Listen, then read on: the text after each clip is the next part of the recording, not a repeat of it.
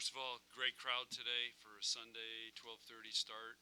I thought this is a historic day being on ABC, so we're honored to be a part of that.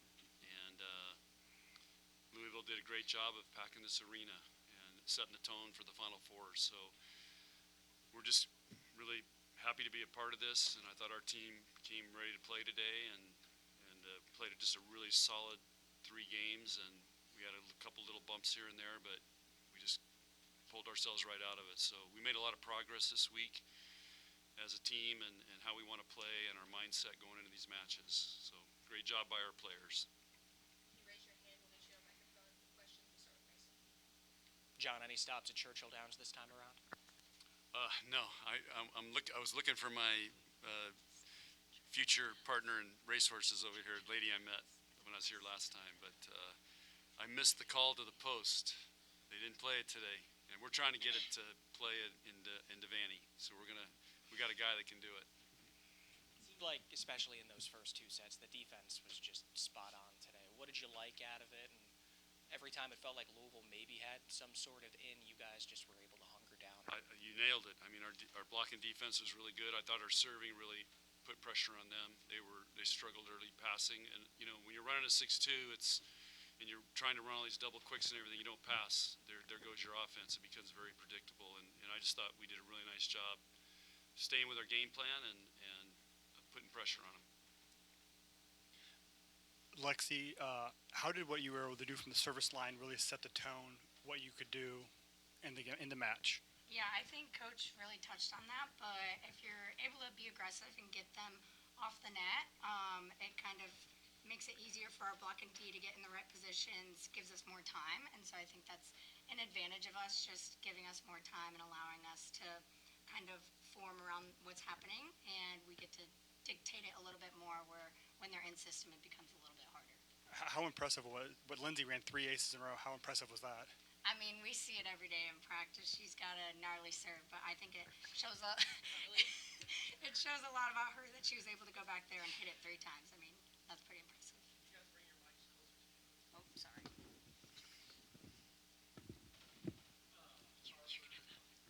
Seems like your play every game has been elevating today. There's so many times where you're serving, you're taking the ball, you're doing this all over the court. What can you talk about just your confidence as a season continues to go on? Yeah, I think a lot of my confidence has come from my teammates. And this season, obviously, I don't know, it means a lot to us. Just after losing the national championship, we've been through a lot together. So I think the confidence and all the work we're putting in is just paying off for all of us, not just myself. But, I mean, we played a great game today, and I think both teams did things well, but we came out on top. It seems like, every time you go, you score, you don't score, the team comes together and smiles all over the place. Mhm. Can you talk about just the chemistry? Yeah, Coach just said it in the locker room. We play with each other and for each other, and that's something we try and incorporate in every match and every point. So I think that's what we stick to every time we play a game, and that's what we try and stick to in practice. So that's just part of our culture and how we work and how our team works together. So that's just what we do every day. Coach, back here again. When it comes to a player like Charity Looper, it seems like when she's on, the rest of that Louisville team was on, especially in that 3rd set. What did you see out of her? Well, I thought we did a pretty good job. She had a couple nice kills, but we got her subbed out. So, and I don't know if you were in our pregame meetings, but that's what we talked about. She's the key to that team, her and Anna. And again, I want to give Anna a lot of credit. I mean, she's been a warrior here for 4 years. She's turned this program. That kid's, she's a stud. Probably have a better relationship than any other coach in the country with Danny. When it comes to what you saw out of this Louisville team today at the end of their non-con, what makes them dangerous already, and what could make them dangerous as they make this stretch down, maybe back here for the postseason? Yeah, I mean, they've got the talent. I still think they're struggling a little bit maybe with what system they want to run. It'll be interesting to see what they decide to do. Because they ran a lot of different lineups today, mixing and matching, so at some point they've got to narrow it down. But that's a dangerous team, and they got a great shot to be back here in December. Coach, I wonder if you could speak to the significance of the regular season match on ABC and what that says about the growth of the sport and where you go from here. Yeah. Well, I think ABC's done 2 matches, if I'm correct. They did a national championship match in, where was that last year? Tampa? And today. So I was telling our players, but they don't understand this because you probably saw ABC Wide World of Sports growing up. We used to watch that every Sunday night. I mean, I could recite the whole thing, thrill of victory, agony of defeat. I mean, that was ABC. And to think that here we got women's volleyball now on ABC, especially on a Sunday when there's a lot of football going on, NFL, and it just shows you where volleyball's going. It's growing like crazy, and there's a lot of great teams, and fans love it. For all three of you guys, talking about the environment today, over 14,000 people showing up. That was a Louisville record. Just to be able to play in front of an environment like this, and knowing that you guys have played in plenty of great environments, and this will eventually be the home to the Final Four and the Natty.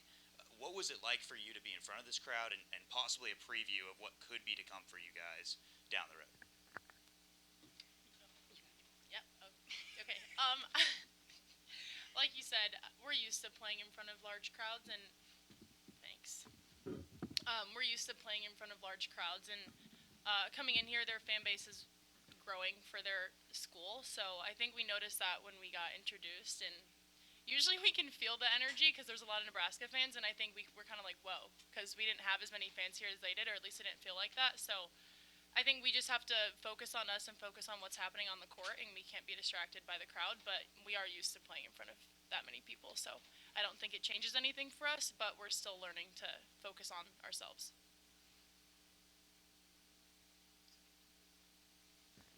I think he wanted all 3.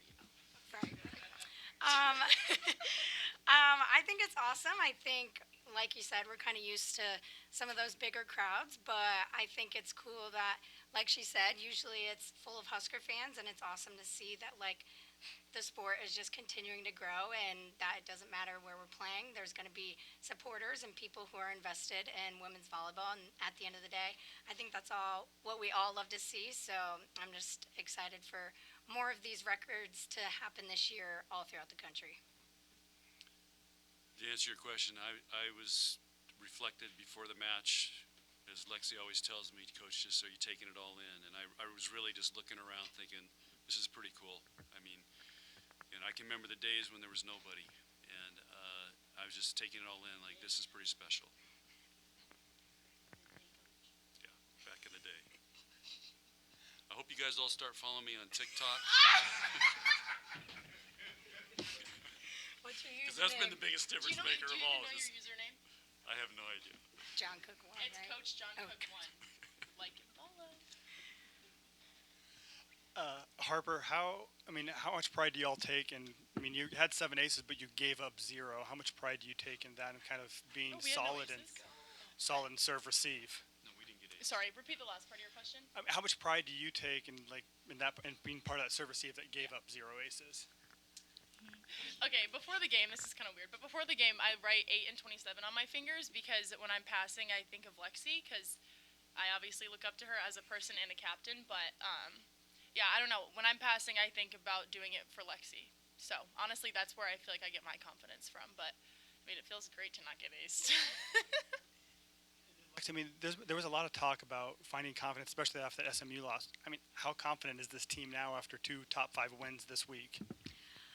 Yeah, I think if you could gain any confidence, this is what we needed and what we were looking for. And it wasn't just given. We had to work for it. We had to reflect after SMU and try and change things to help us move forward. And that's exactly what we did. Every single person on the team invested in that and took pride in that. And it's just nice to see that we were able to come out with 2 big wins this week.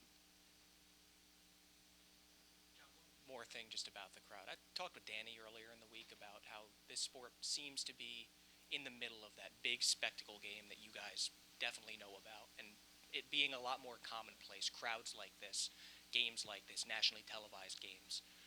Where is this sport at right now, and what is that next big thing, in your opinion, to keep this trend going upward?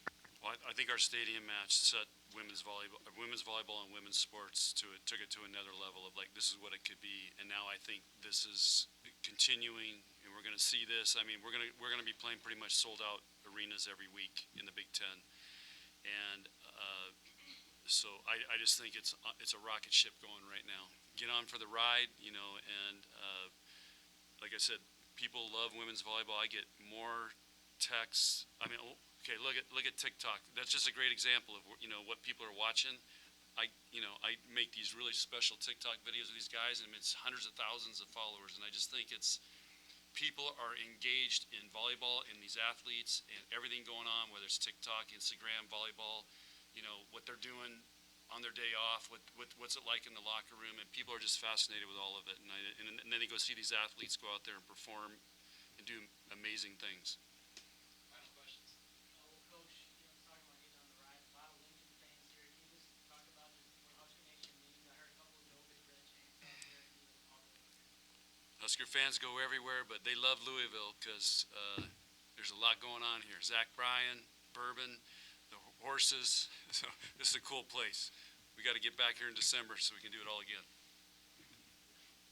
John, is your eye okay? I don't know if people were debating if it's a TikTok on wrong or a horse Wait, in no, accident. don't say anything. Yeah. We're doing a story time. Story- It's coming soon. It'll be Coming coming soon. out. It'll be It's coming coming out. soon. You can't say it now. Follow his The TikTok TikTok for updates. exclusive. It'll be If you coming wanna out. know, you have to I have a follow little his makeup on TikTok. today. No. Thank you good? guys. All right.